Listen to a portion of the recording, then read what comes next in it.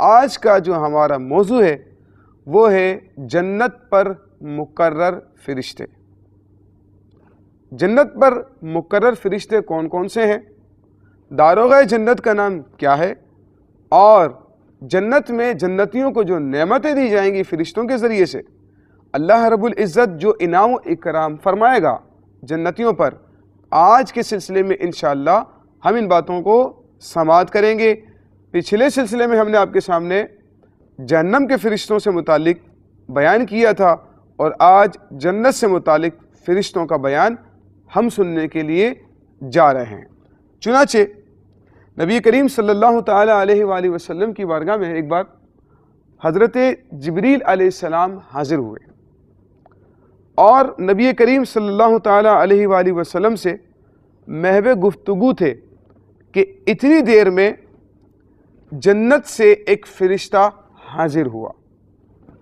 حضرت جبریل امین نے عرض کی، اے محمد صلی اللہ تعالی علیہ وآلہ وسلم، آپ خوش ہو جائیے، یہ جنت کے داروغہ حضرت رضوان علیہ السلام ہیں۔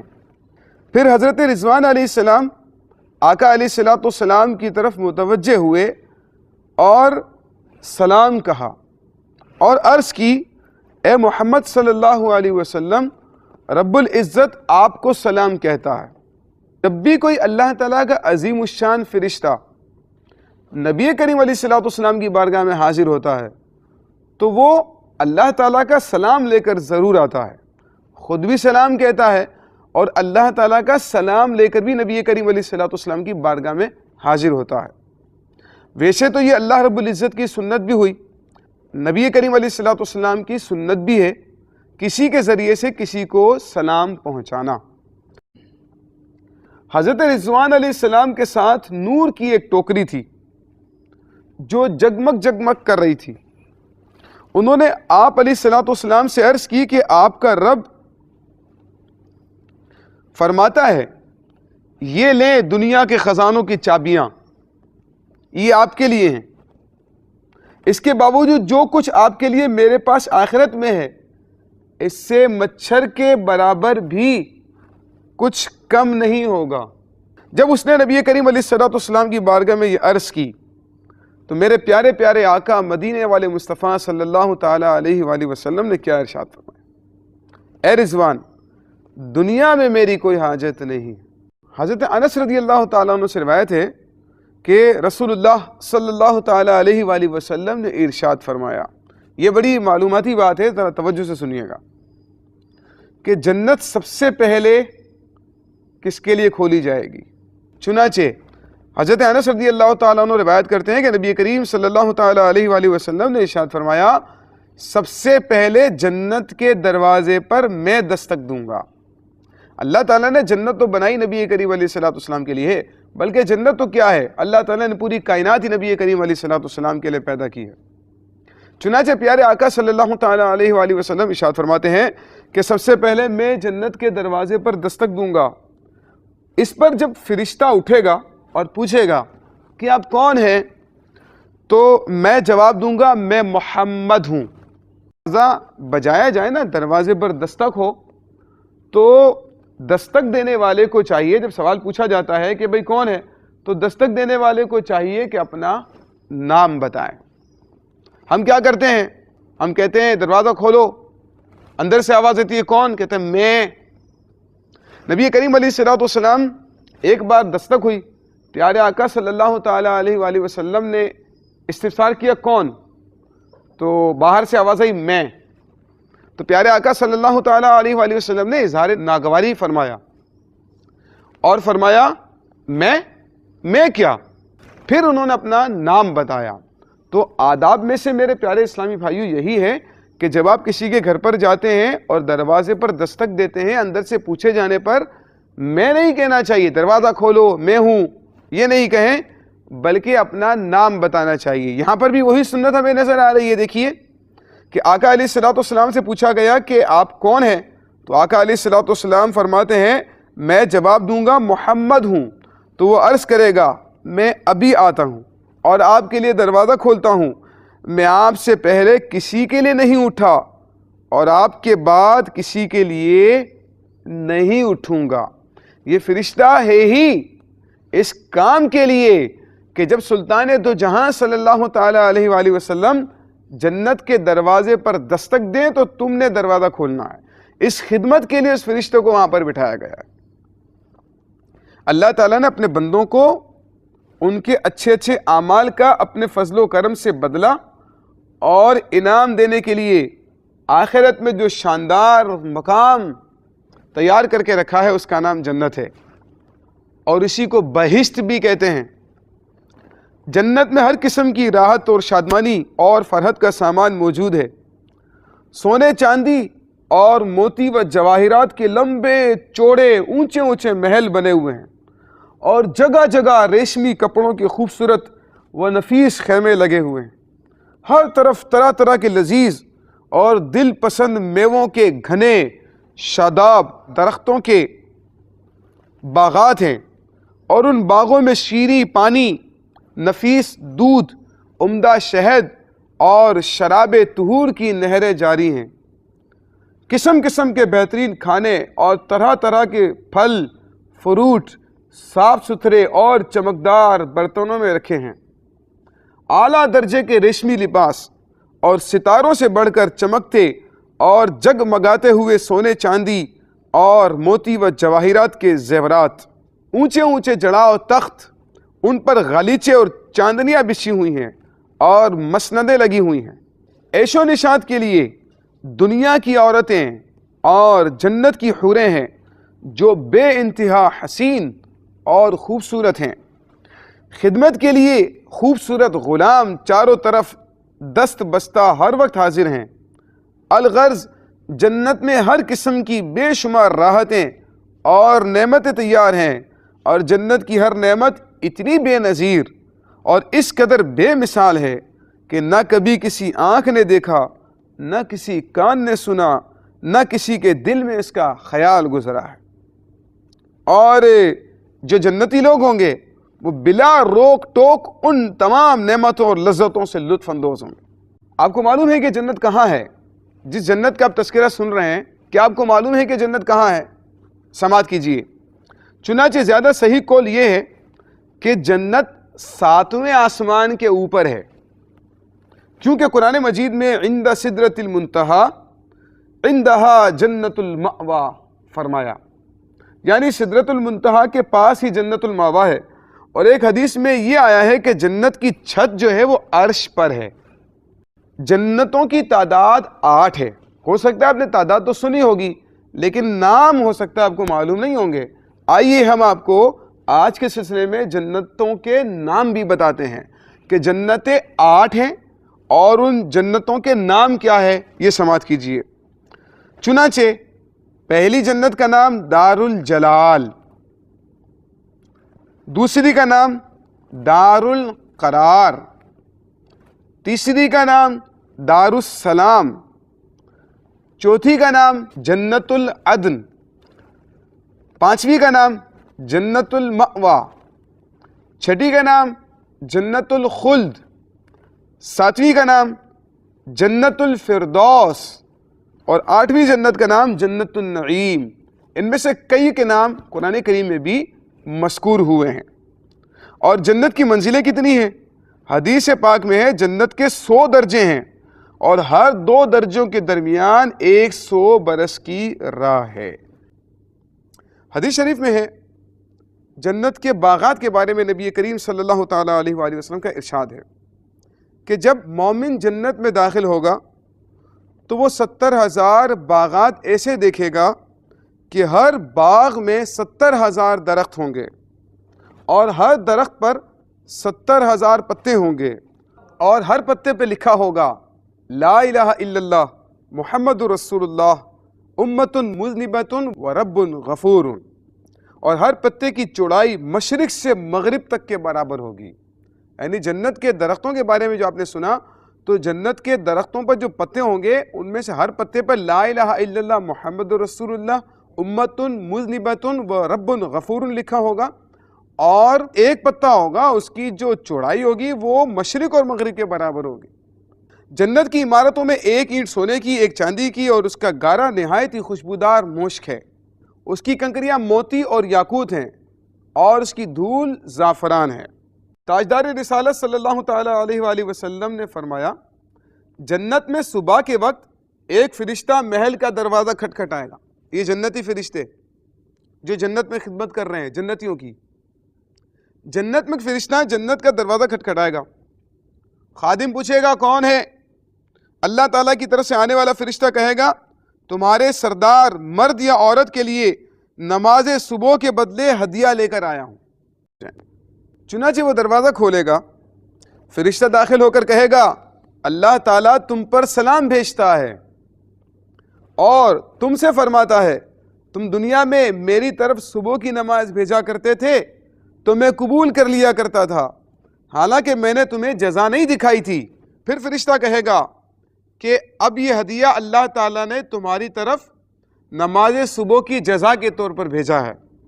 پھر وہ فرشتہ سونے کا دسترخوان بچھا دے گا اور اس پر 70 تشتریاں ہوں گی، 10 سونے کی، 10 چاندی کی، 10 یاقوت کی، 10 زمرد کی، 10 موتی کی، 10 مرجان کی اور 10 عقیق کی۔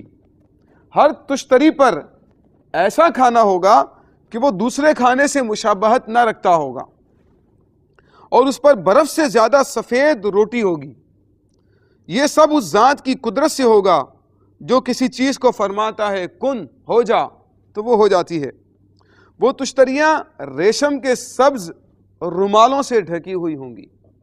پھر ایک اور فرشتہ آئے گا، اس کے پاس سونے کا طباق ہوگا جس میں اللہ تعالیٰ کی طرف سے پھل، شاہی تاج، ہار، کنگن، پازیب، انگشتریاں یعنی انگوٹھیاں ہوں گی، اور ہر جنتی کو 10 انگوٹھیاں دی جائیں گی جن کے نگینوں پر سبز نور سے ایک عبارت لکھی ہوئی ہوگی۔ انگوٹھے کی جو انگوٹھی ہوگی نا انگشتری، اس کے نگینے پر لکھا ہوگا اے بندے میں تجھ سے راضی ہوں، اور دوسری انگلی کی جو انگوٹھی ہے اس پر لکھا ہوگا تم میرے لیے ہو اور میں تمہارے لیے، اللہ تعالیٰ کی طرف سے یہ ہے، اور تیسرے پر ہوگا تم میرے قرب سے کبھی نہیں اکتاؤ گے، اور چوتھی انگوٹھی کے نگینے پر لکھا ہوا ہوگا ہمیشہ رہنے والے گھر میں تم میرے قرب سے لذت اٹھاؤ گے۔ پانچویں پر ہوگا تم نے دنیا میں کھیتی بوئی اور آخرت میں کاٹی، اور چھٹے پر لکھا ہوگا تم نے میری خاطر لمبے لمبے سجدے کیے جبکہ لوگ غافل تھے۔ ساتویں نگینے پر ہوگا آج تمہارے لیے میرے دیدار کی خوشخبری ہے، اور 8ویں نگینے پر ہوگا ترجمہ کنز ایمان ایسی ہی بات کے لیے کامیوں کو کام کرنا چاہیے، اور 9ویں نگینے پر ہوگا سلام علیکم بما صبرتم فنعم عقبی الدار، ترجمہ کنز ایمان سلامتی ہو تم پر تمہارے صبر کا بدلہ تو پچھلا گھر کیا ہی خوب ملا، اور 10ویں نگینے پر ہوگا سلام قولا من رب الرحیم، ترجمہ کنز ایمان ان پر سلام ہوگا مہربان رب کا فرمایا ہوا۔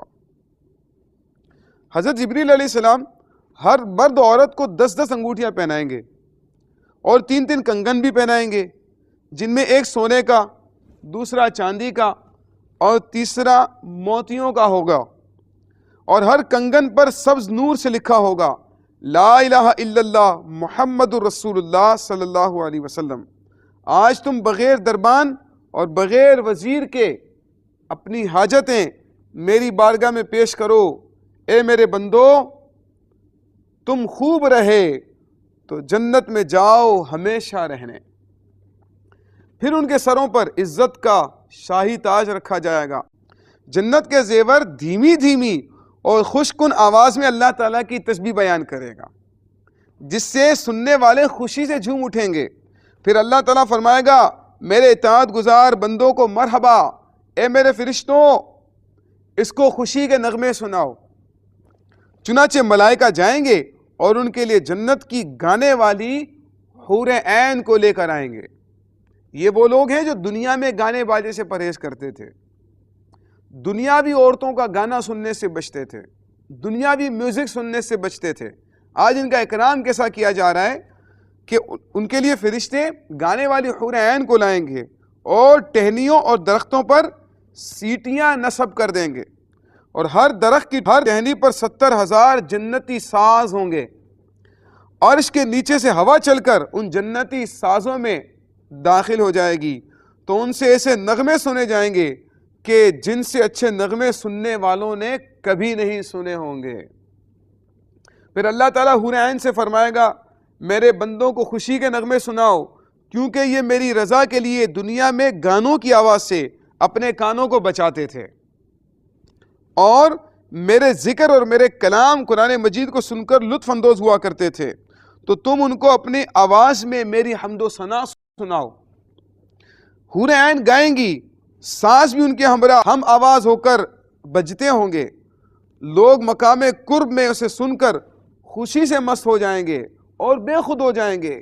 جب وجد و سرور سے فاقہ ہوگا اور سیر ہو جائیں گے تو عرض کریں گے اے ہمارے رب، ہم دنیا میں تیرا ذکر اور تیرا پیارا کلام پسند کیا کرتے تھے۔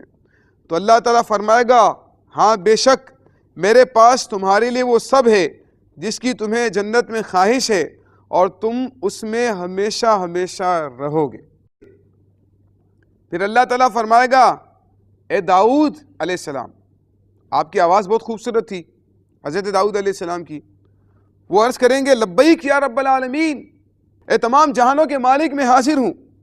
اللہ تعالیٰ ارشاد فرمائے گا ایک داؤد میں تمہیں حکم دیتا ہوں کہ تم منبر پر کھڑے ہو کر میرے بندوں کو زبور کی 10 سورتیں سناؤ۔ چنانچہ حضرت داؤد علیہ السلام منبر پر تشریف رکھ کر زبور شریف کی 10 سورتوں کی تلاوت فرمائیں گے۔ حضرت داؤد علیہ السلام کی آواز جو کہ گانے والی جنتی حوروں کی آواز سے بھی بڑھ کر خوبصورت ہوگی، اس سے اہل جنت خوشی و مسرت سے وجد و سرور میں آ جائیں گے جیسے مدوشی میں ہو، اور حضرت داؤد علیہ السلام کی آواز خوش الحانی میں 90 مزامیر کی آواز کے برابر ہوگی۔ پھر جب اہل جنت کو وجد سے افاقہ ہو جائے گا تو اللہ تعالیٰ فرمائے گا اے میرے بندوں کیا تم نے اس سے اچھی کبھی آواز سنی تھی؟ تو عرض کریں گے نہیں یا اللہ، تیری قسم آج تک ہمارے کانوں نے نہ تیرے نبی حضرت داؤد علیہ السلام کی آواز کی مثل آواز سنی، اور نہ اس سے پیاری اور بہتر آواز کبھی سنی تھی۔ چنانچہ اللہ تعالیٰ فرمائے گا مجھے اپنی عزت و جلال کی قسم میں تمہیں اس سے بھی زیادہ اچھی آواز سناؤں گا۔ اللہ فرمائے گا اے میرے محبوب اے محمد صلی اللہ علیہ وسلم، آپ منبر پر تشریف ہو کر سورہ یاسین اور سورہ طٰہٰ کی تلاوت فرمائیے۔